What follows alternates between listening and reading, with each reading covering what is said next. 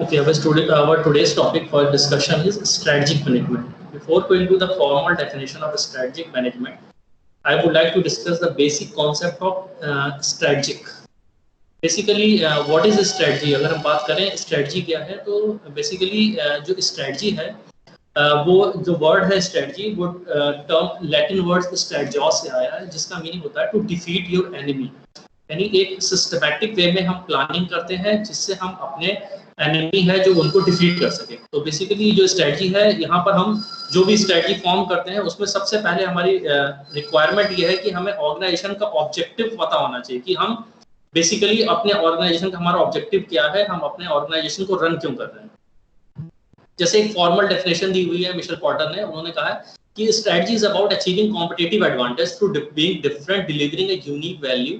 added to the customer, having a clear and inequitable view of how to position yourself uniquely in an industry। कि basically strategy क्या है कि एक competitive advantage देना अपने competitor से कि आप क्या डिफरेंट प्रोवाइड कर रहे हैं कस्टमर्स को अपने कॉम्पिटिटर से, जिससे एक यूनिक वैल्यू क्रिएट हो और वो क्या करे, आपकी पोजीशनिंग में हेल्प करे उस पर्टिकुलर इंडस्ट्री में। तो उसे ही हम क्या कहेंगे, स्ट्रेटजी कहेंगे। बेसिकली जो स्ट्रेटजी है टर्म्स, उसमें जब हिस्टोरिकल वे में आते हैं कि ये टर्म्स आया कहाँ से या बेसिकली ये कहाँ से यूज हुआ। तो अप्रोचेस की अगर हम बात करें, अप्रोचेस टू स्ट्रेटजी की, तो बेसिकली जो स्ट्रेटजी है वो दो कैंप्स में थी। एक था प्लानिंग स्ट्रेटजी, वो कहता था कि स्ट्रेटजी क्या है, बेसिकली एक सिस्टमैटिक प्लानिंग है। यानी कोई भी चीजें अगर हम पहले प्लानिंग करते हैं कि हमें ये काम को ऐसे ऐसे करना है, इस तरह से करना है और ये एक्शन होना चाहिए हमारा, और उसके अकॉर्डिंग हम इस तरह से इसको एग्जीक्यूट करेंगे। तो बेसिकली एक फॉर्मल प्लानिंग थी जिससे हम best course for the organisation, एक ऑर्गेनाइजेशन के लिए एक बेटर चीजें प्रोवाइड करते थे। और ये टॉप डाउन अप्रोच भी कहलाता था। टॉप डाउन अप्रोच क्योंकि जो प्लानिंग होती है वो हायर लेवल मैनेजमेंट करता है, या वो जो हायर लेवल अथॉरिटीज होते हैं वो एक प्लानिंग करते हैं, सिस्टमैटिक प्लानिंग या फॉर्मल प्लानिंग करते हैं और उसको फ्लोट करते हैं या फ्लोट करते हैं थ्रू करते हैं जूनियर लेवल पे या नेक्स्ट लेवल पे, और वो एग्जीक्यूट करते हैं उसे प्रॉपर तरह से। तो बेसिकली प्लानिंग फेज में जो आएगा वो टॉप डाउन टॉप मैनेजमेंट का काम है, लेकिन जो एग्जीक्यूशन फेज है वो लोअर लेवल का काम है कि कैसे उसको एग्जीक्यूट करना है। प्लानिंग में उनका रोल नहीं होता है क्योंकि प्लानिंग हमें कोई और करके देता है, लेकिन हमें पता होता है कि इस रिक्वायरमेंट्स या इन रिसोर्सेज के अकॉर्डिंग ही हमें क्या करना है, उसको एग्जीक्यूट करना है। अदर व्यू में आते हैं, अदर्स हैव लेस, दूसरे ने कहा थोड़ा सा लेस स्ट्रक्चर्ड व्यू था। उसने कहा कि जो स्ट्रेटजी है वो बेसिकली क्या होगी, अनप्रेडिक्टेबल एनवायरनमेंट के अकॉर्डिंग है। यानी उसे हम प्लान नहीं कर सकते, वो सिचुएशनल होती है। सिचुएशनल इस सेंस में होती है कि जो हमारा एक्सटर्नल एनवायरनमेंट है वो अनप्रेडिक्टेबल है, कि एनवायरनमेंट में इकोनॉमिकल चेंज हो रहा है, सोशल चेंज हो रहा है, ज्योग्राफिकल चेंज हो रहा है। तो ये सारे चेंजेस अनप्रेडिक्टेबल हैं, इसको हम प्रेडिक्ट नहीं कर सकते हैं। तो ये एक्सटर्नल एनवायरनमेंट से होते हैं। एक्सटर्नल एनवायरनमेंट एक अनकंट्रोलेबल एनवायरनमेंट है जो हमारे कंट्रोल में नहीं है, केवल इसके इफेक्ट को हम मिनिमाइज कर सकते हैं। तो ये प्लानिंग अप्रोच ना करके दूसरे ने कहा स्ट्रेटजी का एक सिचुएशनल अप्रोच है। सिचुएशनल अप्रोच ये कहती है कि जैसी सिचुएशन आई, कि अगर हमें लग रहा है हमें अपने प्रोडक्ट के प्राइस कम करने हैं क्योंकि मार्केट की डिमांड है या मार्केट की सिचुएशन ये है, तो हमें अपने प्रोडक्ट के प्राइस कम करने चाहिए। तो प्राइसिंग स्ट्रेटजी अगर हमारी ये है कि हमें अपने प्रोडक्ट के प्राइस कम करने हैं, तो हम उसे प्राइस कम कर देंगे। तो बेसिकली ये क्या सिचुएशन होती है, जैसे सिचुएशन आ रही, जब हमें लग रहा है कि प्रोडक्ट की डिमांड ज्यादा है और अगर हम प्राइसेस हाई कर दें और हम ज्यादा बेनिफिट कमा सकते हैं, तो हम अपने प्रोडक्ट के प्राइसेस हाई कर देंगे क्योंकि हमें ज्यादा बेनिफिट मिल रहा है। तो बेसिकली ये सिचुएशनल अप्रोच कहलाती है। स्ट्रेटजी एक सिचुएशनल अप्रोच है। तो दो एक्सट्रीम्स थे, दो स्ट्रीम्स में पहले वाले ने कहा कि हम जो स्ट्रेटजी है वो हमारी बेसिकली प्लानिंग अप्रोच होगी, यानी एक फॉर्मल प्लानिंग होगी। हम पहले से प्लान करेंगे, सोचेंगे कि क्या चीजें होनी है, कैसे एग्जीक्यूट करना है उसको, कैसे चलेगा और कैसे हम ऑब्जेक्टिव को अपने अचीव कर पाएंगे। दूसरे वाले का सिचुएशनल होगा कि पहले से कुछ हम तय नहीं कर सकते, पहले से कुछ डिसाइड नहीं कर सकते, कुछ भी प्रेडिक्ट नहीं किया जा सकता क्योंकि एनवायरनमेंट हमेशा अनप्रेडिक्टेबल होता है, एनवायरनमेंट हमेशा डायनेमिक होता है, उसमें चेंजेस होते रहते हैं, इसलिए अनप्रेडिक्टेबल है। जैसी सिचुएशन आएगी हम वैसे उसी तरह से तुरंत स्ट्रेटजी बनाएंगे और तुरंत उसको इंप्लीमेंट करेंगे। इसमें यह भी कहा गया कि कोई ऐसा बेस्ट वे नहीं है कि स्ट्रेटजी इस तरह की यहाँ पर काम करेगी, क्योंकि जब एनवायरनमेंट अनप्रेडिक्टेबल है तो वहां पर हो सकता है किसी सिचुएशन में वो स्ट्रेटजी काम करते हैं, किसी सिचुएशन में काम ना करे। क्योंकि सबसे बड़ी दिक्कत हमारे पास ये है कि हमारे पास रिसोर्सेज स्कैर्स, हमारे पास रिसोर्सेज की कमी है। अब जो रिसोर्सेज की कमी है उसके अकॉर्डिंग ही हमें करना होगा। हो सकता है कि अगर सिचुएशन की डिमांड कह रही है कि हमें ये चीज करनी चाहिए, लेकिन अगर हमारे पास रिसोर्सेज कम है तो हम वो सारी चीजें कभी कभी नहीं भी कर पाते। तो थोड़ा सा ये रिडंडेंस होता है, यानी थोड़ी सी हमें दिक्कत इस वजह से भी होती है क्योंकि हमारे पास रिसोर्सेज की कमी होती है। बेसिक सेकंड अप्रोच में बेसिकली सारी चीजें यही कहा गया कि फ्लेक्सिबिलिटी रखना बहुत जरूरी है, यानी हमें रिएक्शन देखना होगा अपने कॉम्पिटिटर का। कॉम्पिटिटिव एडवांटेज हम तभी ले सकते हैं जब हम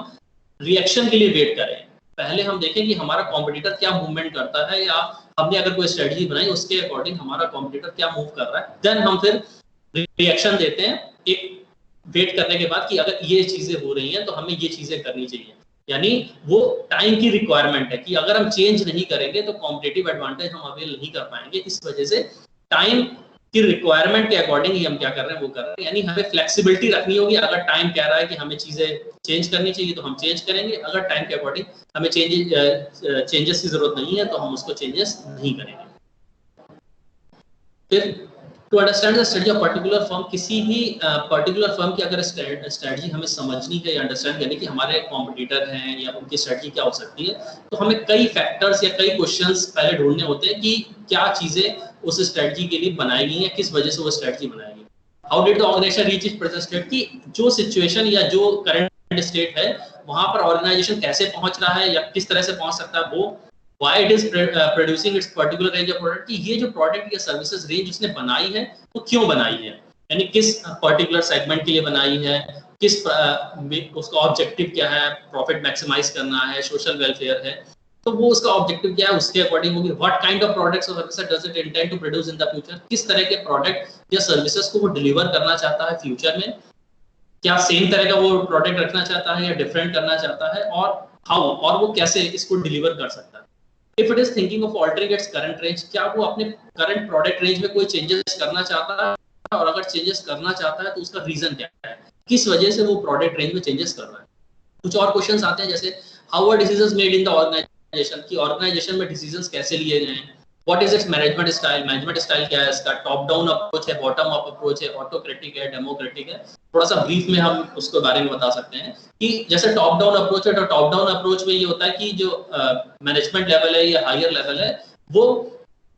एक सिस्टमैटिक प्लान बनाते हैं और उसको जस्ट फ्लोट करते हैं, और आगे वाले जो नेक्स्ट लेवल का है उसका काम होता है उसको एग्जीक्यूट करना। लेकिन ये वन वे होता है, वन वे यानी हमें इंस्ट्रक्शन दिया कि हमें उसको फॉलो करना है। लेकिन बॉटम अप्रोच ये कहती है कि हम पहले प्रॉब्लम्स को समझें, प्रोसेस कैसे करना है, प्रोसेस को एनालाइज करें, प्रोसेस को कैसे बेटर में कर सकते हैं, और फिर वो इन्फॉर्मेशन हायर लेवल तक पहुंचाई जाती है, और देन हायर लेवल क्या करता है, प्लानिंग करता है या सिस्टमैटिक वे में उसको अरेंज, वो बॉटम अप्रोच है। ऑटोक्रेटिक में ये होता है कि हम चीजें जैसे डिसाइड कर लेते हैं वैसे ही चीजें आगे इंप्लीमेंट करनी होती है, उसमें कोई भी चेंजेस नहीं किए जा सकते। लेकिन डेमोक्रेटिक में क्या होता है कि हम डिस्कस करते हैं अपने एम्प्लॉयज से, जो एग्जिस्टिंग कस्टमर्स हैं उनसे डिस्कस करते हैं कि हमें अपने प्रोडक्ट रेंज में, प्रोडक्ट की डिलीवरी में, प्रोडक्ट के किसी तरह के क्वालिटी में, फीचर्स में कोई चेंजेस करने हैं कि नहीं करने हैं, और उसके अकॉर्डिंग फिर हम बेटर वे में प्रोडक्ट में चेंजेस करके या प्रोडक्ट में कुछ ऑल्ट्रेशन करके कस्टमर तक प्रोवाइड कर देते हैं। Then why is the organization structured in a particular way, इस तरह की ऑर्गेनाइजेशन स्ट्रक्चर्ड वे में क्यों करी गई है या किस तरह की गई है, ये भी हमें जानना होता है। Then what is the link between strategy and structure, और स्ट्रेटजी और स्ट्रक्चर के बीच में लिंक क्या है, ये सारी चीजें हम पता करने के लिए करते हैं। अब थोड़ा सा हम स्ट्रेटजी को हमने समझ लिया कि बेसिकली स्ट्रेटजी क्या है। स्ट्रेटजिकली बेसिकली एक ऐसा सिस्टमैटिक प्लानिंग है या एक सिचुएशन प्लानिंग है जिससे हम क्या कर सकते हैं, कॉम्पिटिटिव एडवांटेज ले जा सकते हैं। अब हम स्ट्रेटजिक मैनेजमेंट की अगर बात करें तो यहाँ पर हमने जैसे पढ़ा है, the word strategy is derived from Greek words. एक ग्रीक वर्ड से आया है जिसका स्ट्रेटोस एंड एजिन दो वर्ड्स थे जिनको कंबाइन करके बनाया गया स्ट्रेटजॉस, जिसका मीनिंग होता है basically it means the art of troop leader, office of general command और जनरलशिप, यानी कि जो ट्रूप लीडर या टुकड़ी, बेसिकली मिलिट्री ऑर्गेनाइजेशन में इसका यूज हुआ। तो जो एक सेना की टुकड़ी है वो कैसे अपने, जो उसका लीडर है वो अपनी सेना को कैसे लीड करेगा ताकि वो अपने एनिमी को डिफीट कर सके। तो बेसिकली वहां से ही ओरिजिन हुआ स्ट्रेटजॉस, और उस पे आगे फिर आगे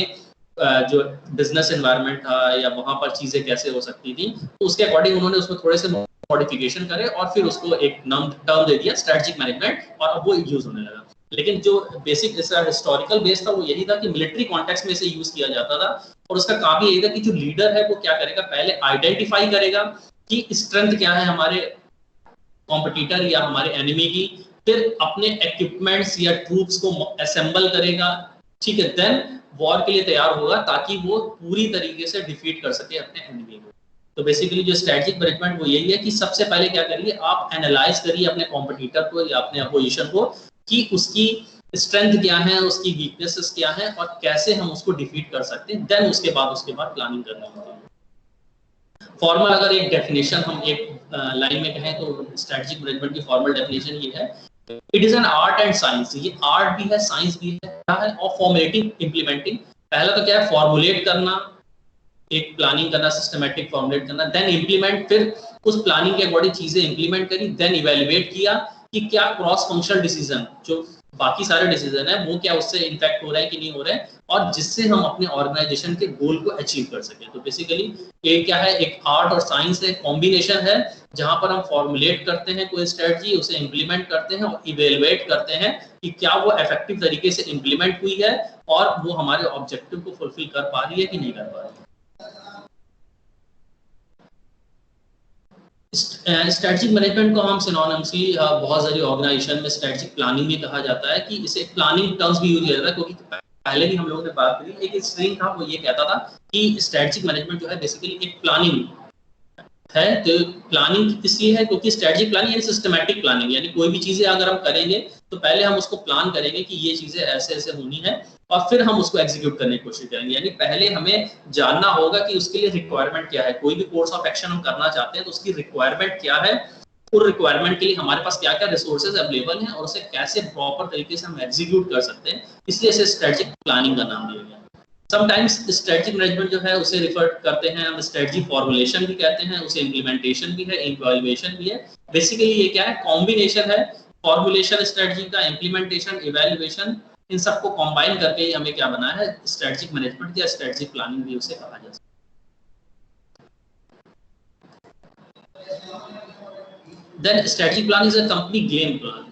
और दूसरे इनफॉर्मल वे में कहें तो हम स्ट्रेटेजिक प्लान जो है वो कंपनी का गेम प्लान है कि कैसे हमें अपने कॉम्पिटिटर से आगे निकलना है, कि हमें मार्केट में या पर्टिकुलर इंडस्ट्री में अगर हमें अपनी पोजीशन ज्यादा स्ट्रांग करनी है तो हमें गेम प्लान तैयार करना होगा कि कैसे हम बाकी जो हमारे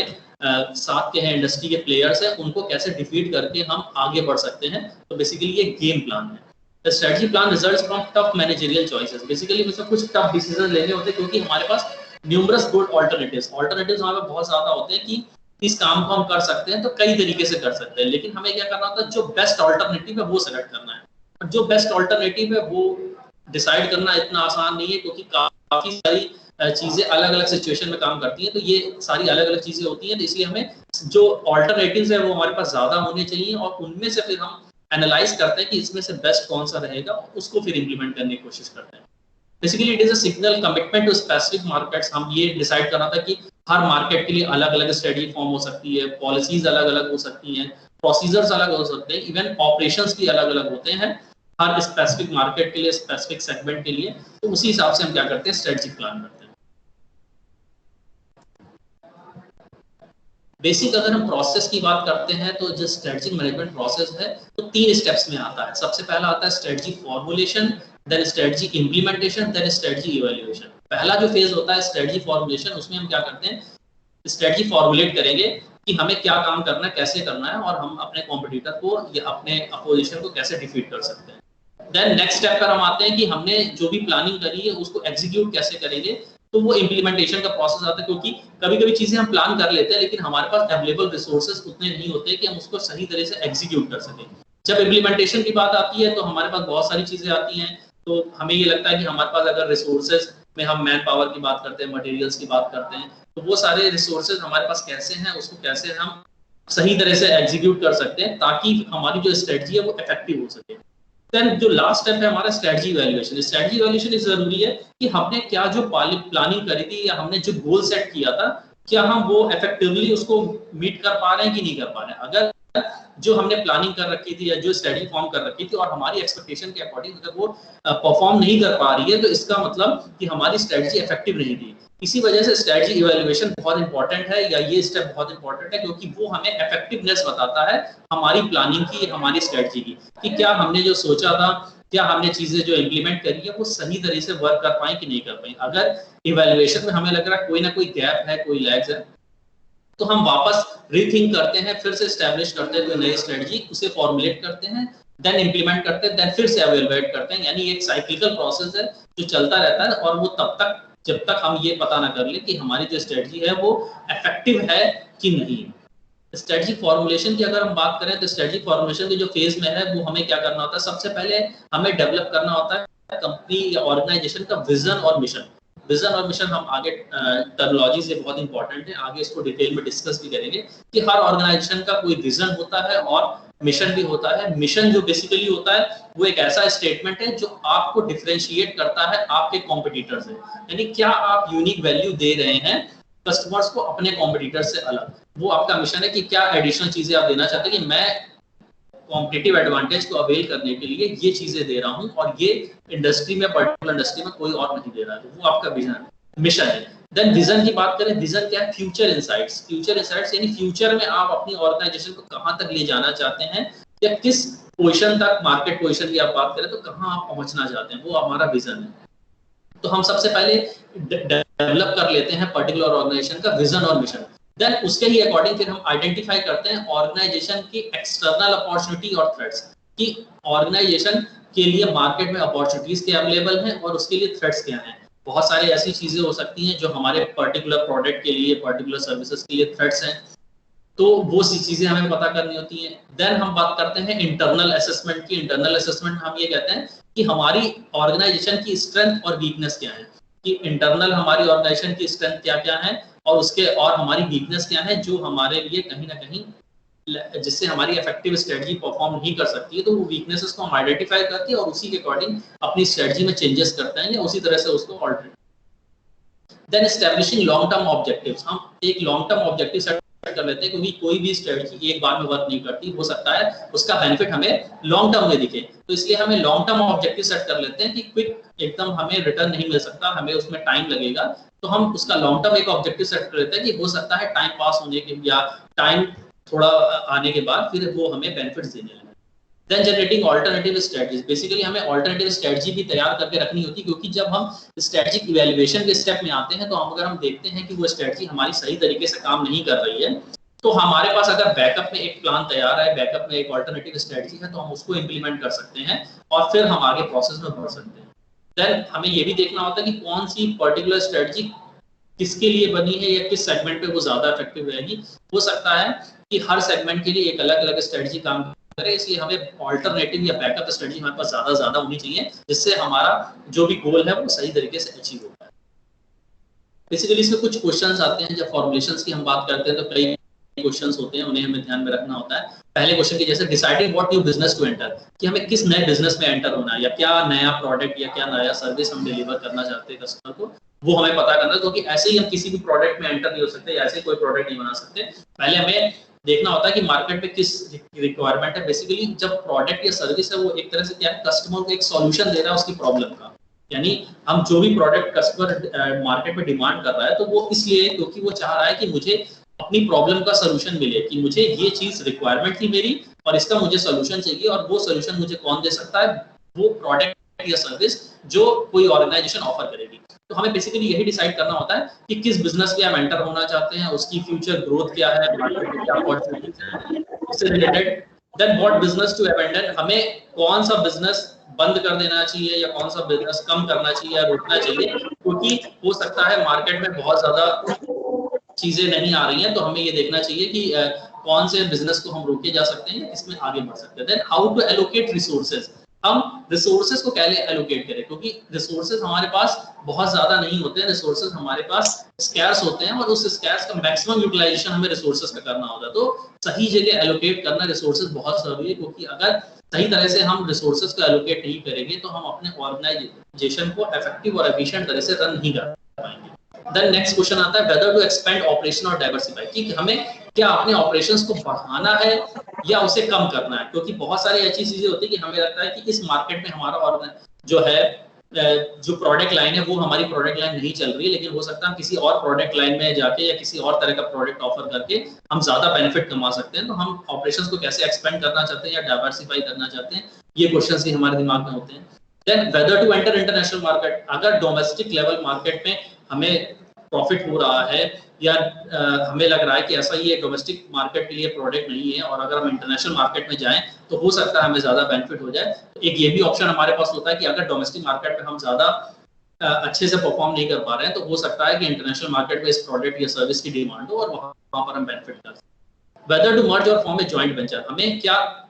दूसरी कंपनी के साथ या किसी और ऑर्गेनाइजेशन के साथ मर्ज हो जाना चाहिए या जॉइंट वेंचर में काम करना चाहिए। मर्जर्स, जॉइंट वेंचर्स, एमलगमेशंस, ये आगे आपके डिटेल्स में आएंगे जहां पर हम इसमें बात करेंगे। यहाँ पर म्यूचुअल अंडरस्टैंडिंग्स होती है दो कंपनीज या दो से ज्यादा कंपनीज के बीच में कि वो किस पर्टिकुलर स्ट्रीम में काम करना चाहते हैं, किसी पर्टिकुलर बिजनेस में एक साथ काम करना चाहते हैं और उनका एक पर्टिकुलर ऑब्जेक्टिव होता है, उस ऑब्जेक्टिव को फुलफिल करने के लिए वो एक साथ जुड़ते हैं। Then how to avoid a hostile takeover, कभी कभी होता है कि हम चाहते हैं कि कोई जैसे हमारे पास कुछ रिसोर्सेज हैं जो हम बाहर से हायर करते हैं या बाहर से परचेस करते हैं और बहुत ज़्यादा कॉस्टली पड़ता है या हमारा जो प्रोडक्शन प्रोसेस है वो डिले हो जाता है, डिलीवरी टाइम डिले रहता है, तो क्यों ना हम होस्टाइल टेक ओवर कर लें किसी कंपनीज को जो नॉन प्रॉफिटेबल है या ज़्यादा उसका प्रॉफिट नहीं हो रहा और उसको फंड्स की रिक्वायरमेंट है, तो क्यों ना हम उसे टेक ओवर कर लें और ताकि हमारा प्रोसेस स्मूथली चल सके या हमें जो भी प्रोडक्शन है वो इंटरप्ट ना हो। ये था हमारा स्ट्रेटजी फॉर्मुलेशन, यानी फॉर्मुलेशन में हमने क्या करा, आइडेंटिफाई कर लिया, एक फॉर्मूले प्लानिंग करी कि हमारे पास अवेलेबल रिसोर्सेज क्या हैं,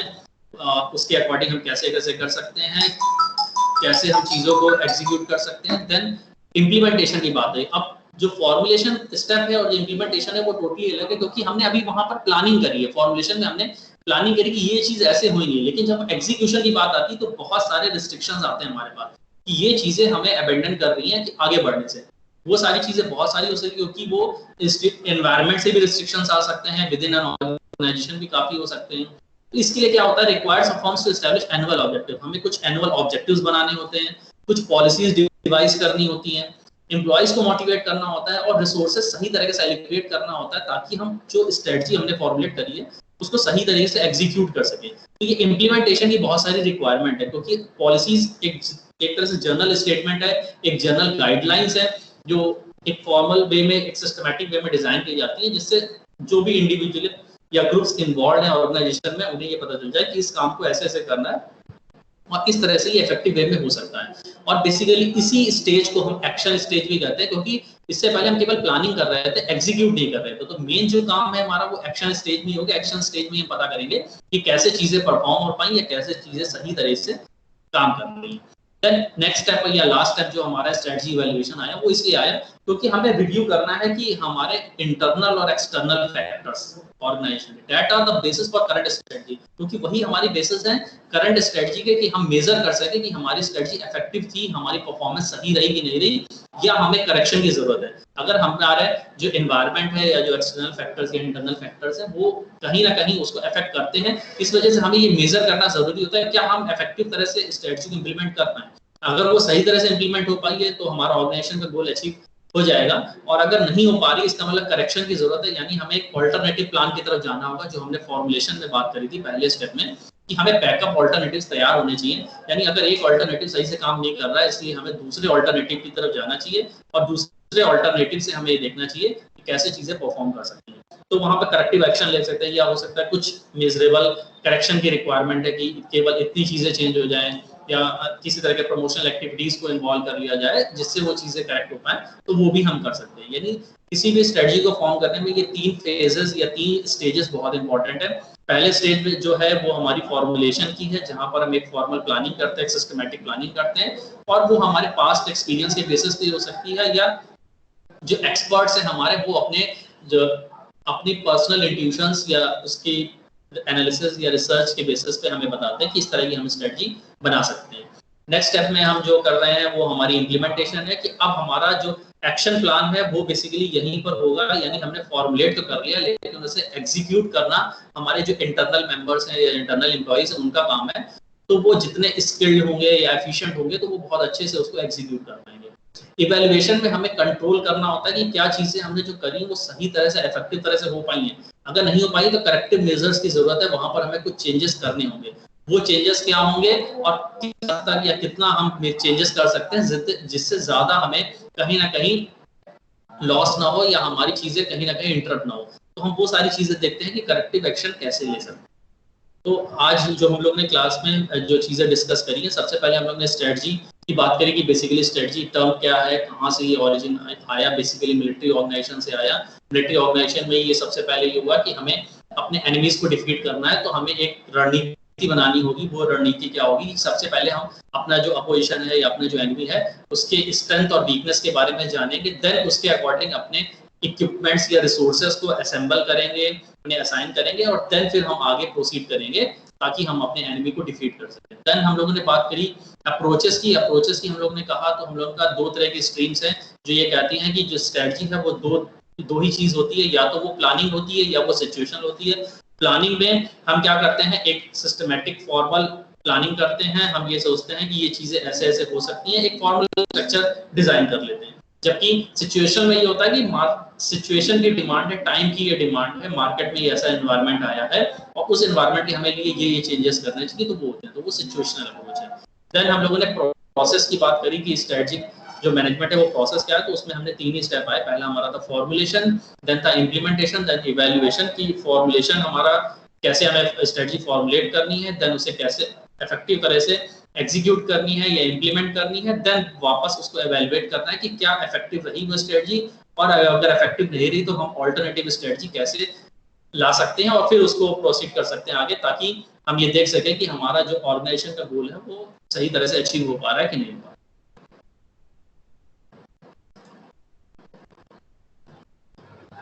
ठीक है, अगर आपको कोई क्वेश्चन है तो आप हैंड रेस कर सकते हैं। आप लोग अपने आप को अनम्यूट कर सकते हैं अगर कोई क्वेश्चन है जो भी आज पढ़ा है या डिस्कस किया है, उससे अगर कोई क्वेश्चन है तो आप अनम्यूट करके पूछ सकते हैं।